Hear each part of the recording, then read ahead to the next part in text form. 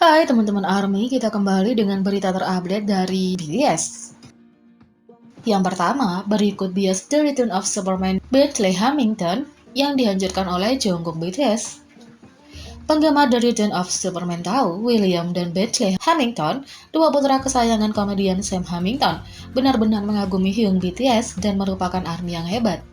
Dan di episode terbaru, Bradley Hamilton yang lebih muda mengungkapkan bahwa bias utamanya adalah V.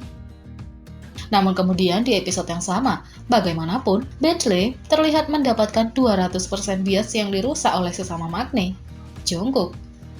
Ketika keluarga Hamilton mengunjungi restoran tempat para anggota BTS biasa makan sebagai trainee, Bentley menjadi sangat gembira melihat foto anggota di mana-mana. Dia segera mengenali wajah mereka. "Siapa ini? Ini Jungkook," kata Bentley Hamilton, dan mulai menunjukkan semua Jungkook di restoran. Tampaknya, Bentley dan Jungkook benar-benar membuat koneksi. Sampai pemilik restoran menunjukkan meja tempat para anggota biasanya duduk. Bentley kemudian kembali ke dunia nyata dan duduk di kursi favorit V. ARMY tidak bisa berhenti menertawakan Bentley yang biasanya dirusak oleh Jungkook. Karena jujur saja, siapa di sini yang setidaknya sekali pernah oleng ke Jungkook? Beri komentar di bawah. Yang kedua, latihan RM dan Jungkook tanpa baju, menghancurkan penggemar dengan cara terbaik. Tweet ARMY ini merangkum perjuangan yang dialami oleh banyak penggemar BTS saat ini. Penggemar hampir tidak bisa menangani video latihan reguler BTS, tetapi video tanpa baju itu melewati batas. BTS sebelumnya merilis DVD Memories of 2018 yang sangat dinanti-nantikan.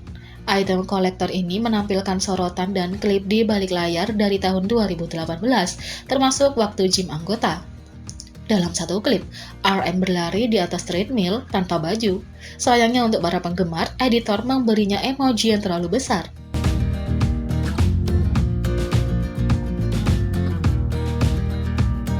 Jungkook tanpa baju juga terlihat melakukan latihan inti dan muncul di latar belakang. Secara alami, penggemar mengutuk editor karena menghalangi pandangan. Meski begitu, hanya mengetahui tentang latihan ini sudah cukup sulit untuk ditangani.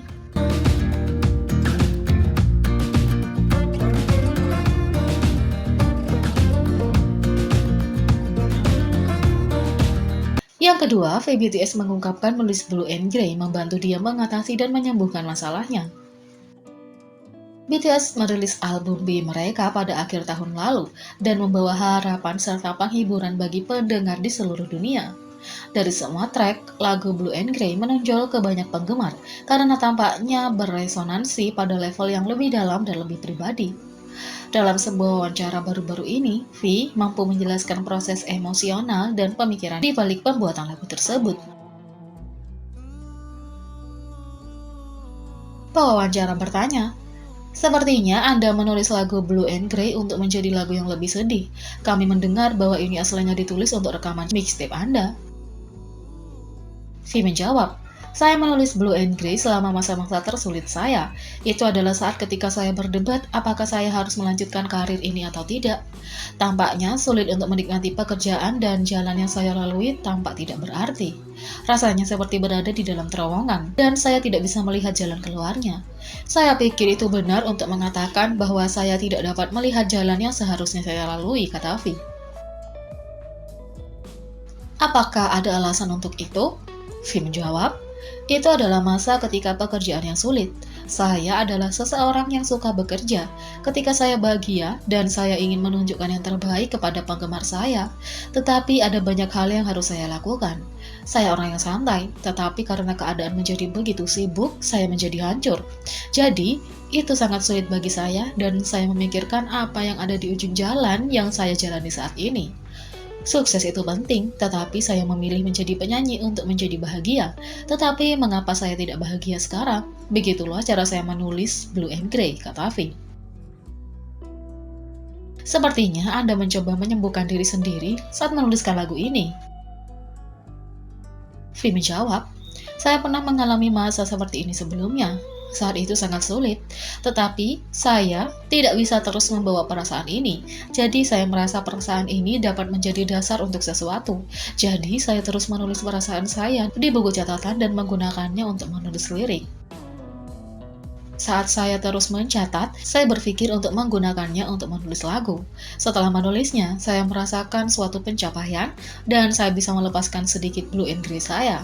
Itu adalah salah satu cara saya untuk mengatasi masalah saya, kata Vi. Apa yang Anda ingin pendengar ambil dari lagu ini? Vi menjawab, ketika seseorang depresi, daripada hanya mengatakan bergembiralah, lebih baik mengatakan, aku melihat kamu depresi akhir-akhir ini. Atau, kamu tidak bisa merasa lebih baik sekarang hanya karena seseorang mengatakan untuk bergembira. Hal itu sama berlaku dengan blue and gray. Anda sedang depresi sekarang, saya juga, kita sama. Haruskah saya berbicara tentang perasaan Anda di dalam hati Anda sekarang? Anda ingin saya bahagia sekarang, bukan? Di tengah semua ini, sesuatu terus datang kepadamu seperti gelombang, bukan? Ini adalah hal-hal yang ingin saya sampaikan dalam lagu saya, kata Vi. Berkat Vi yang terbuka dan rentan tentang emosinya kepada para penggemarnya dan membagikan prosesnya, banyak penggemar di seluruh dunia yang berjuang dalam pertarungan mereka sendiri dapat menerima rasa penghiburan, dukungan, dan cinta.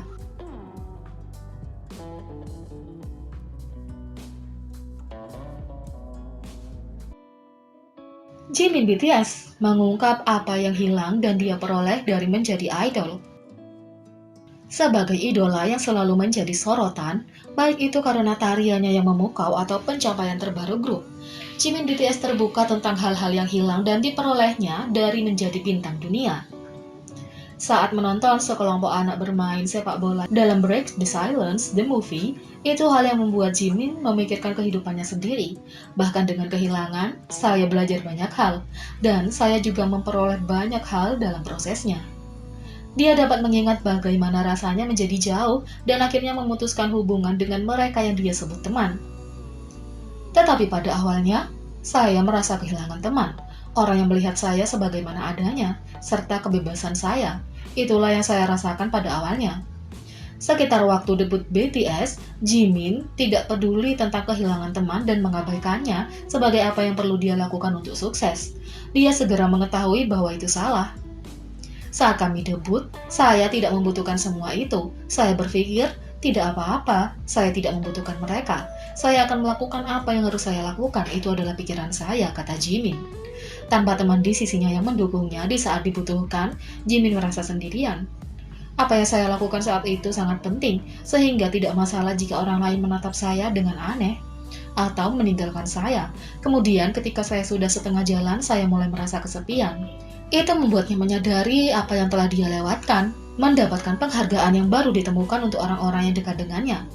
Dan perasaan kesepian itu membuatku memperhatikan orang-orang di sekitarku. Terlepas dari perasaan kehilangan itu, Jimin melihat sisi cerah dari situasinya.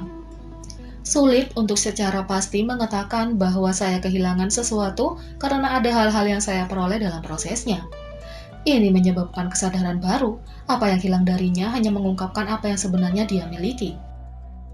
Misalnya, bahkan jika saya kehilangan teman, saya mengetahui siapa sebenarnya teman saya dan mendapatkan teman baru. Jimin juga mengalami jenis kebebasan baru yang tidak dia miliki sebelumnya.